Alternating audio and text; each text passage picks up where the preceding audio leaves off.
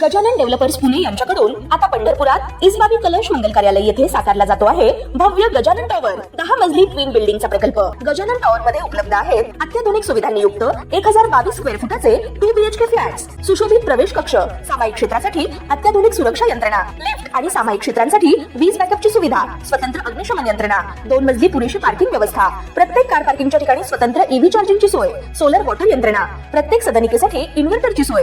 इसबाबी कलश मंगल कार्यालय शेजारी साकारल्या जात असणाऱ्या गजानन टॉवर मध्ये आजच आपला हक्काचा आणि आधुनिक सुविधांनी परिपूर्ण अलिशान फ्रीसाठी संपर्क क्रमांक 7677700025। ताज्या घडामोडी पाहण्यासाठी PVN म्हणजेच पंढरी वार्ता न्यूज या चॅनलला सबस्क्राइब करा। महर्षी वाल्मिकी संघाच्या वतीने आज पंढरपुरात चंद्रभागेच्या पात्रामध्ये चंद्रभागेची आरती करण्यात आली।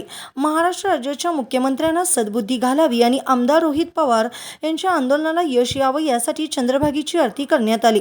सरकारला सद्बुद्धी घालावी आणि शेतकऱ्याला सरसकट कर्जमाफी मिळावी यावेळी महर्षी वाल्मिकी संघ संस्थापक अध्यक्ष गणेश अंकुशराव आणि बापू शिंदे यांच्यासह अनेक समाजबांधव उपस्थित होते व महर्षी वाल्मिकी संघाच्या वतीने आमदार रोहित पवार यांच्या आंदोलनाला जाहीर पाठिंबा देण्यात आला।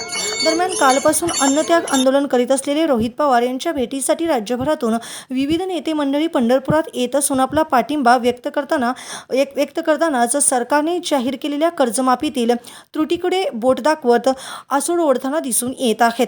रोहित पवार यांच्या अन्नत्याग आंदोलनाला अनेक संघटनांचा पाठिंबा व्यक्त होत असून महर्षी वाल्मिकी संघाचे गणेश अंकुशराव यांनी आज रोहित पवार यांची भेट घेत प्रकृतीची विचारपूस करीत आपला पाठिंबा व्यक्त केला।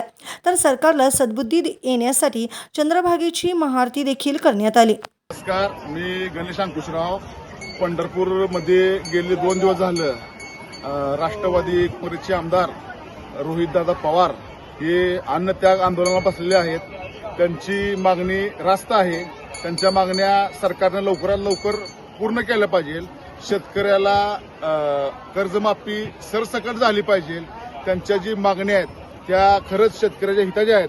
त्यामुळं आम्ही आज चंद्रभागेच्या पात्रामध्ये महाराष्ट्र राज्याचे मुख्यमंत्री माननीय देवेंद्र फडणवीस साहेब यांना सद्बुद्धी घालण्यासाठी आम्ही आज चंद्रभागेची महाआरती करून आमच्यासोबत वासुदेव होते, भाविक होते व महिला वर्ग पण मोठ्या प्रमाणात होता आणि ह्या चंद्रभागेची आरती करून आम्ही राज्याच्या मुख्यमंत्र्याला साक्षात पांडुरंगानं त्या चंद्रभागेनं पुंडलिकरायानं सद्बुद्धी घालावी आणि रोहित पवार यांच्या जे चाललेलं आंदोलन आहे त्या आंदोलनाला त्यांनी लवकरात लवकर त्यांची मागणी मान्य करून यश द्यावं आणि लवकरात लवकर या शासनानं आमदार रोहित पवार यांच्या मागण्याकडे लक्ष नाही दिलं तर येणाऱ्या या पुढच्या 4-5 दिवसांमध्ये आम्ही सुद्धा आमच्या आदिवासी महादेव कोळी समाजाच्या वतीनं महर्षी वाल्मिकी संघाच्या वतीनं विविध प्रकारचे आंदोलन रोहित पवार यांच्या पाठिंब्यासाठी करू।